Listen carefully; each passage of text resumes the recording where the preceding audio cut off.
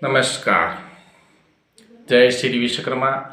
विश्वकर्मा जयंती की आपको बहुत बहुत शुभकामनाएं।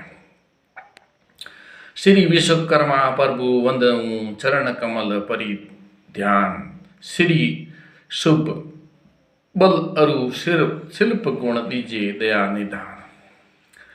विश्वकर्मा जयंती पर सृष्टिकर्ता, शिल्प कलाधिपति, तकनीकी और विज्ञान के जनक भगवान श्री विश्वकर्मा जी को कोटि कोटि नमन एवं आप सभी समाज बंधुओं को हार्दिक बधाई एवं अनंत शुभकामनाएं।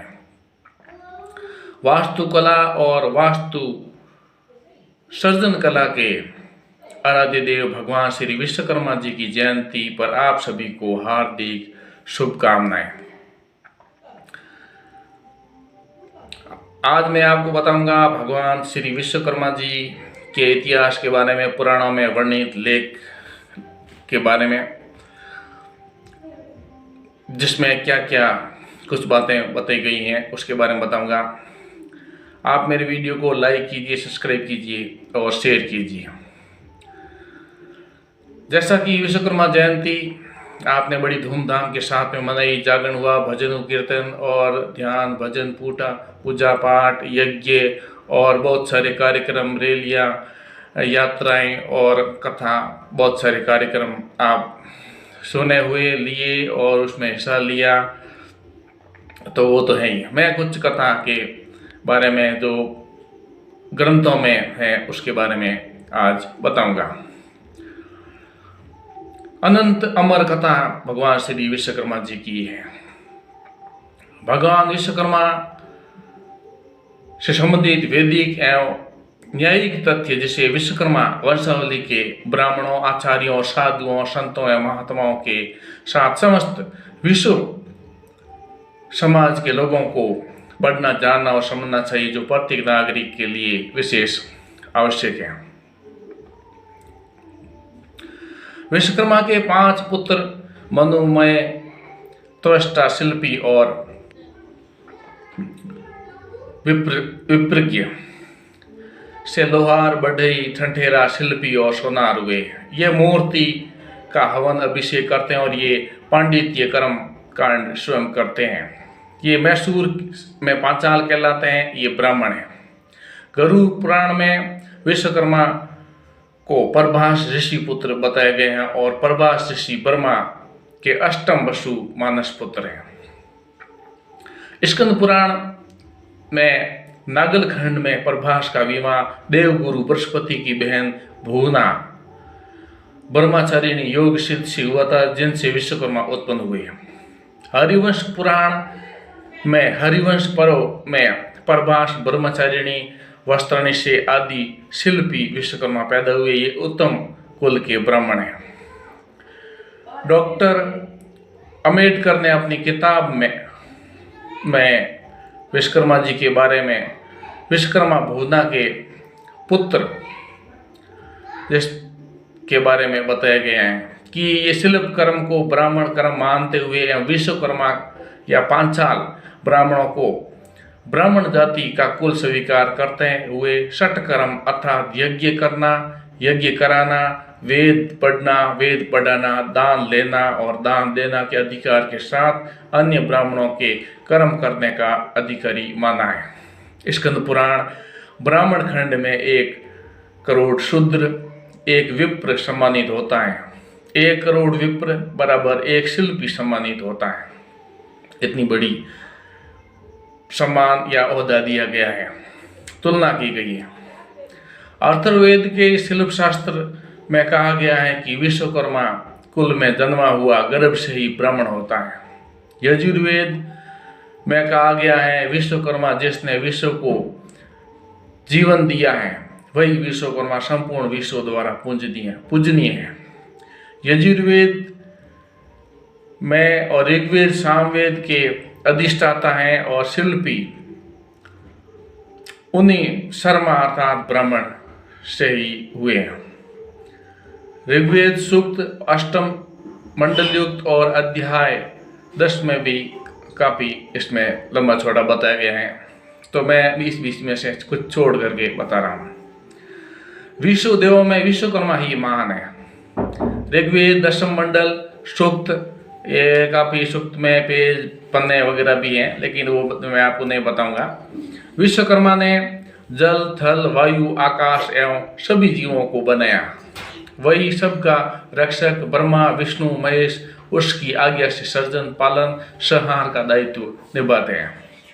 वाल्मीकि रामायण में भी कहा गया है कि विश्वकर्मा पुत्र सुधन्या ने राम को धनुष विद्या सिखाया था और वशिष्ठ राम के पुरोहित थे, न कि शिक्षक। वाल्मीकि रामायण में कहा कि विश्वकर्मा के पुत्र नल ने राम सेतु बनाया था। वाल्मीकि रामायण में आया है कि भरत का स्वागत करने के लिए भारद्वाज ऋषि ने विश्वकर्मा का आह्वान किया था और सैनिकों के ठहरने हेतु मकान भी दिए।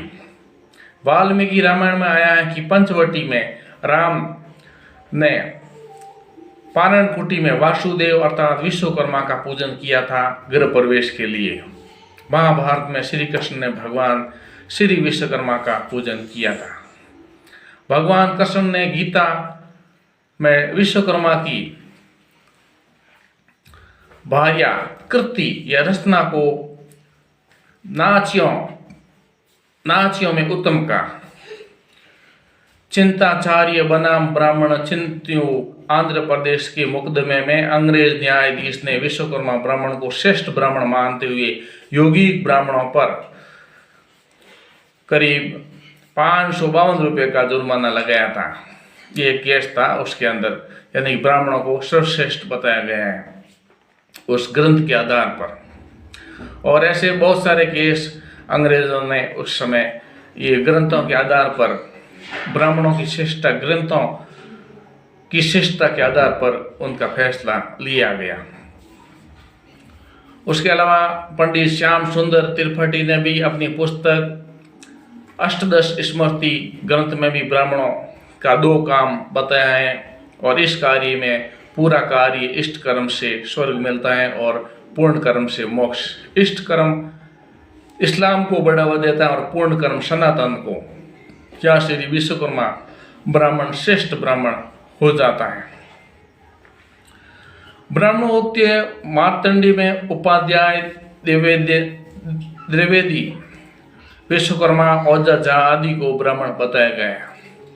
वशिष्ठ पुराण कांड में 3 अध्याय और 6 श्लोक में भी स्पष्ट रूप से लिखा है, ये कुछ पेज हैं जो मैं जोड़ रहा हूँ। और शौनक वशिष्ठ जी से प्रश्न करते हैं, महाराज श्री विश्वकर्मा जी के मुखों से शानद आदि ऋषि किस प्रकार से उत्पन्न हुए। वशिष्ठ ऋषि कहते हैं, सुपर्ण शानद सनातन अहभून और पत्न ये ऋषि भगवान विश्वकर्मा के 5 मुख ईशान सज्जोदत वामदेव अघोर और तत्पुरुष से क्रमश उत्पन्न हुए। यही 5 साल ब्राह्मण है। वाल्मीकि रामायण में आया कि विश्वकर्मा ने पुष्पक विमान बनाकर ब्रह्मा को दिया और ब्रह्मा ने उसे कुबेर को दिया। रावण ने कुबेर से वह पुष्पक विमान छीन लिया और रावण के मरने के बाद भगवान राम, माता सीता, लक्ष्मण उसी पुष्पक विमान से अयोध्या आए थे। बाद में वह लंका लौट गया और विश्वकर्मा ने भगवान शंकर को त्रिशूल सुदर्शन चक्र और शंकर ने वही चक्र सुदर्शन भगवान विष्णु को दिया। वही चक्र सुदर्शन भगवान मधुसूदन महाभारत में प्रयोग करते थे। विश्वकर्मा वंश में विशेष लोहार अति महत्वपूर्ण भी माना जाता है। लोहार के रूप में सूबा मद्रास में लोहार और ब्राह्मण में इस प्रकार झगड़ा चला कि असली ब्राह्मण कौन है इस मुद्दे को लेकर। तो उसके बाद में वो भी ये ग्रंथों से निचोड़ लेकर के अंग्रेजों ने फैसला दिया कि जो पांचाल ब्राह्मण है, कौंडिन्य ने उक्त उस गांव का हठी पांचाल ब्राह्मण पंचानन कौंडिन्य ने उक्त विवाह में समारोह आयोजित से उपद्रव किया एवं मंडप तोड़कर उस परिवार को बहुत हानि पहुंचाई और कार्य का हक सभी ब्राह्मणों को है, लेकिन जो पांचाल ब्राह्मण है उनको थोड़ा ज्यादा है। इसका मूल उद्देश्य यही है। इस प्रकार से जो विश्वकर्मा के वंशज ब्राह्मण हैं, जो वेद विज्ञान यज्ञ कर्म उनको महत्व ज़्यादा दिया गया है। उसके अलावा सनद, सनातन, अहभून, पस्सन, संपूर्ण नाम के सुपर्ण नाम के 5 ऋषि मनोमय, त्वष्टा, शिल्पी एवं विशेषज्ञ नामों से प्रसिद्ध हैं। ये भगवान विश्वकर्मा के 5 मुख्य शोहजात वामदेव, तत्पुरुष ईशान से उत्पन्न हुए। हम वादीगण उनके वंशज हैं, इसलिए हम शुद्ध ब्राह्मण हैं। जब हम लगन विधि करा रहे हैं तो प्रतिवादी ने कई गैर कानूनी तरीके से क्रिया में विघ्न डाला है और माकन को नुकसान पहुंचाया है। हम वादियों को 550 रुपये का अर्जाना है और दवा कर दिया जाए। ये एक केस था जिसमें अंग्रेजों ने ये फैसला सुनाया था। ठीक है, अपन उस मुकदमे में नहीं पढ़ते हैं, लेकिन वो ग्रंथों के आधार पर ही मुकदमा हुआ। लेकिन मैं आपको बात सुना रहा हूँ विश्वकर्मा जी के जो मूल तथ्य हैं उसकी। तो इस प्रकार से भगवान विश्वकर्मा का इतिहास बहुत पुराना है और कई ग्रंथों में अलग अलग होने से हम लोग कंफ्यूज हो जाते हैं। अदालत ने उसमें फैसले में यह दिया था कि जो केस हुए थे 2-3, उसमें दोनों से फैसलों से, अन्य प्रमाणों से, वेदों के सर्वमान्य प्रमाणों के आधार पर वादी असल विश्वकर्मा जाति का ब्राह्मण तथा प्रतिवादी वर्ण शंकर प्रजा है और जातिवादी प्रतिवादी के नीच जाति का होने का कोई प्रमाण नहीं दे पाए।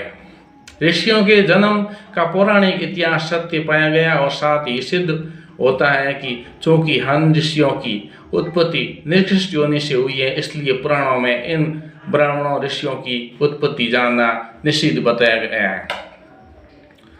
जो प्रतिवादी जाति में ऊंचे होते हैं उनके पास आजीविका चलाने का श्रेष्ठ साधन अथवा धंधा होता है। ये तो भिखारी की तरह जगह जगह घूमते रहते हैं। प्रतिवादी का वेद के एक अक्षर पर भी अधिकार नहीं है। अज्ञानी लोग इन्हें ऊंचे वर्ण मानते हैं, जबकि ये भूखे मनुष्य का निर्मल राजाओं को गांठ रखा है तथा पुरोहित होने के लिए 60 गांठ करते रहते हैं। वादी जो पंचमुखी विश्वकर्मा के वंशज हैं, उनका धंधा यजुर्वेद के अनुकूल समस्त प्राणियों के आधार रूप है। इससे बिना संकोच ये सिद्ध होता है कि वादी सच्चे एवं शुद्ध ब्राह्मण हैं। जो महाभारत और पुराण विश्वकर्मा से संबंध में नीच भाव प्रकट करते हैं, वो प्रतिवादी के पूर्वजों की कही हुई निंदा है।